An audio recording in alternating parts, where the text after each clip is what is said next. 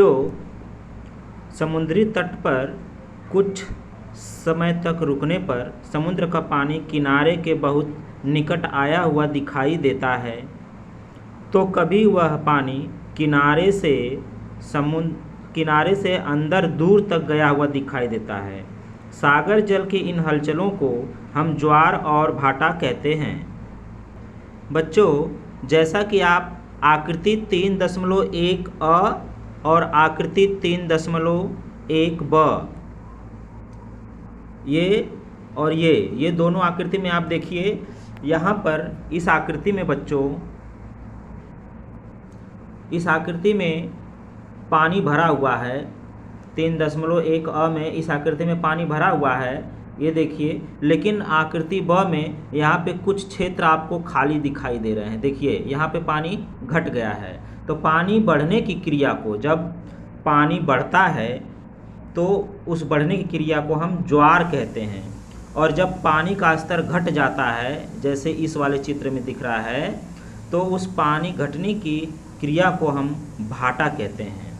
तो यही ज्वार और भाटा कहलाता है। जब पानी का स्तर बढ़ जाता है, ऊपर तक उठ जाता है, तो वो ज्वार हो गया, और जब पानी दूर चला जाता है किनारे से, यानी पानी का स्तर घट जाता है, तो हम उसे भाटा कहते हैं। समझ में आया बच्चों?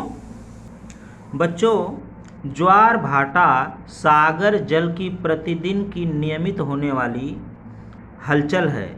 सागर जल के स्तर में निश्चित समय पर परिवर्तन होता रहता है। प्रति 12 घंटे 25 मिनट पर ज्वार भाटा का एक चक्र पूर्ण होता है। यानी कि प्रतिदिन, बच्चों ये आपको ध्यान में रखना है कि प्रतिदिन 12 घंटे 25 मिनट पर, यानी कि 12 घंटे 25 मिनट पर, हर 12 घंटे 25 मिनट पर ज्वार भाटा का एक चक्र पूर्ण होता है। पृथ्वी के जलमंडल में यह घटना सतत चलती रहती है। इस घटना को ऊपरी तौर पर देखने पर यह घटना बड़ी सहज और स्वाभाविक लगती है। बच्चों, अब मैं आपको ये बताऊंगा कि ये ज्वार और भाटा क्यों आते हैं। ये ज्वार और भाटा बच्चों, इसका सीधा संबंध सूर्य, चंद्रमा और पृथ्वी के गुरुत्वाकर्षण बल और अपकेंद्रीय बल, इन दोनों बल के कारण होता है। दो बल होते हैं, पृथ्वी, सूर्य, चंद्रमा। आप बच्चों जानते ही हैं कि पृथ्वी सूर्य का चक्कर लगाती है और चंद्रमा पृथ्वी का चक्कर लगाता है। इन तीनों के गतियों के कारण ही पृथ्वी में कुछ हलचल होती है। उस हलचल के कारण इन सागर के जल में, समुद्र के जल में घटाव, बढ़ाव, चढ़ाव होता रहता है। बच्चों, आपको ये जानना बहुत ही ज़्यादा आवश्यक है कि पृथ्वी में दो बल कार्य करते हैं। पहला बल है गुरुत्वाकर्षण बल, जिसे इंग्लिश में कहते हैं ग्रेविटेशनल फोर्स, और दूसरा है अपकेंद्री बल, जिसे इंग्लिश में कहते हैं सेंट्रीफ्यूगल फोर्स।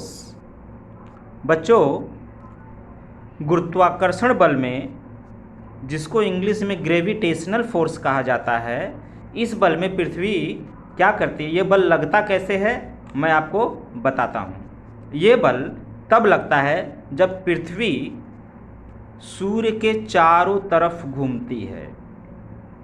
जब पृथ्वी सूर्य के चारों तरफ घूमती है तब ये बल लगता है, जिसके कारण, इस बल के कारण पृथ्वी किसी भी वस्तु को अपनी ओर खींचती है, अर्थात अपने से दूर नहीं जाने देती। इसी बल के कारण बच्चों हम लोग पृथ्वी पर टिके हुए हैं। हम सभी लोग पृथ्वी पे इसीलिए टिके हुए हैं क्योंकि पृथ्वी में गुरुत्वाकर्षण बल कार्य करता है। नहीं तो हम लोग अब तक आसमान में उड़ते रहते। और बच्चों, दूसरा बल है अपकेंद्री बल, जिसे इंग्लिश में हम क्या कहते हैं, सेंट्रीफ्यूगल फोर्स। इस बल के कारण पृथ्वी किसी भी वस्तु को अपने से दूर धकेलती है, अर्थात अपने से बाहर की ओर फेंक देती है। जैसे ये बल कब लगता है बच्चों, कि ये बल जब पृथ्वी अपने ही धुरी पे घूमती है। आपको मालूम है पृथ्वी दो गति करती है, एक परिक्रमण गति और एक परिभ्रमण गति। परिक्रमण गति जब सूर्य के चारों ओर घूमती है, और परिभ्रमण गति यानी कि जो अपने ही केंद्र पर, अपने ही अक्ष पर घूमती है, तब ये अपकेंद्री बल लगता है, जिसे हम इंग्लिश में कहते हैं सेंट्रीफ्यूगल फोर्स। इस बल में पृथ्वी किसी भी वस्तु को अपने से दूर धकेलती है। जो हम कूदते हैं ना बेटा, कूदते हैं ना, तो हम इसी बल के कारण हम उछल सकते हैं पृथ्वी पर, लेकिन हम ज़्यादा नहीं उछल सकते। क्यों? क्योंकि अपकेंद्रीय बल से ज़्यादा गुरुत्वाकर्षण बल कार्य करता है। ये दोनों बल कार्य करते हैं, लेकिन अपकेंद्रीय बल से ज़्यादा गुरुत्वाकर्षण बल कार्य करता है, इसलिए हम थोड़ी ही ऊंचाई तक कूद पाते हैं, ज़्यादा नहीं कूद पाते, क्योंकि पृथ्वी हमको अपने से दूर जाने ही नहीं देती है, अपनी तरफ खींचती है। तो बच्चों समझ में आया?